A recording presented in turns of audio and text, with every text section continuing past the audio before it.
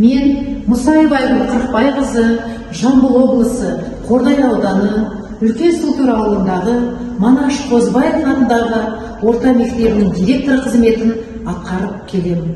Қазіргі заманғы ұстазға қойып тұрған басты талап оқытудың жаңа инновациялық технологияларын терең меңгеріп, ақпараттандырылған, жаңа форматта жан-жақты дүниетанымы кең әрі саналы шәкірт тәрбиелеу.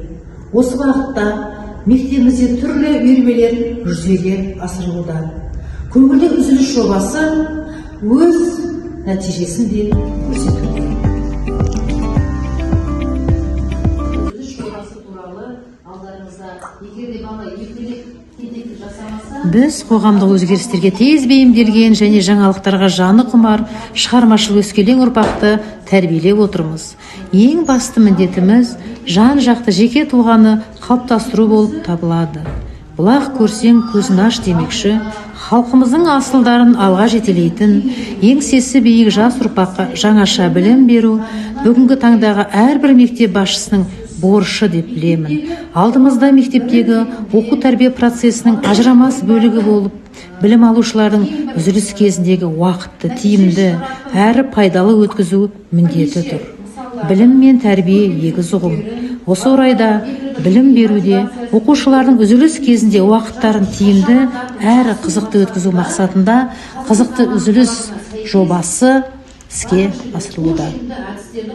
Мектепке кіргеннен арнайы тақтада әрбір күннің үзілістегі сайыстары, ойындардың ауыспалы жоспары жазылған. Тақта бірден көзге түседі. Ол жоспар күнделікті өзгертіліп, ауыстырылып та тұрады.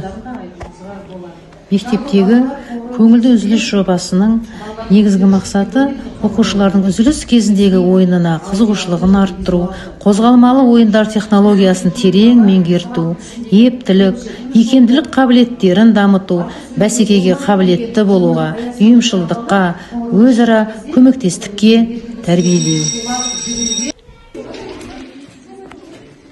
Білім беру саласында өскелең ұрпақты дамыған елдердің қатарында көру үшін үздіксіз еңбек етуде кез келген педагогтың алдына қойған мақсаты оқу тәрбие сапасын көтеру үшін балалардың қызығушылықтарын арттырып, танымдық қабілеттерін дамыту. Бұл мақсатты жүзеге асыруда тек қана сабақта ғана емес, сонымен қатар үзіліс уақытында да іске асыруға болады. Мысалы, пазл жинау, мозаика құрастыру, түрлі ребустарды шешу. Сонымен қатар тарихи танымдық тапсырмалар, географиялық шарадалар, сөз жұмбақтар оқушылардың пәнге деген қызығушылықтарын одан әрі арттырып, шабыттандырып, білім алушылардың кеңістікте ойлауларын дамыта түседі.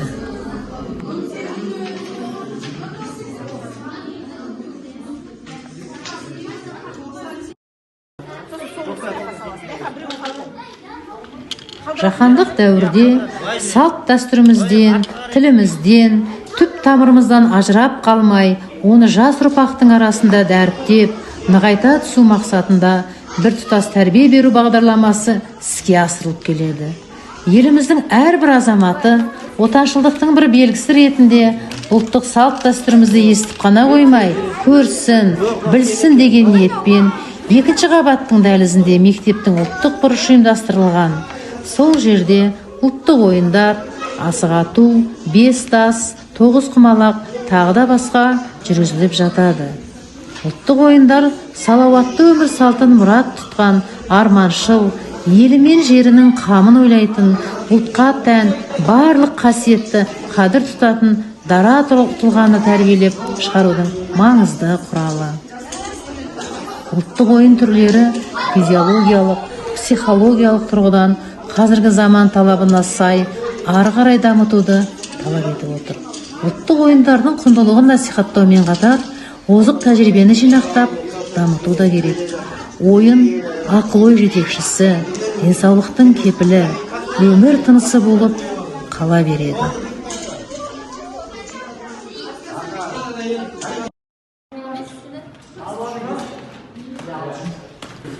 Балаларды және жасөспірімдерді жан-жақты тәрбиелеуде спорттық ойындар ерекше орын алады.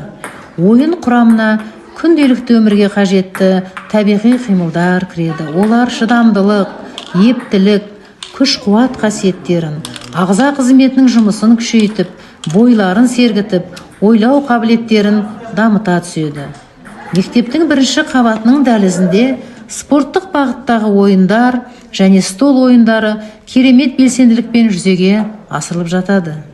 Қазақтың талантты ақыны Мағжан Жұмабаев адам жаңашыл, жаңаның үстіне жаңа тілейді, жаңадан жаңаға құмар келеді.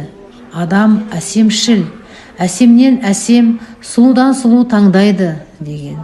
Бұл құнды ой арқылы жаһандану заманында сүрленіп жүре бермей, ілгерілеуге ұмтылу қажеттілігін айтып отыр. Себебі заманауи мектеп басшысы жоғары нәтижеге қол жеткізу үшін ынтымақтастық ортада бірлескен табысты көшбасшы болуы керек. Инновациялық басқару нәтижесінде ғана біз болашақтың тізгінін ұстайтын, функционалды сауатты 21 ғасырдың жаңа буынын тәрбиелей аламыз.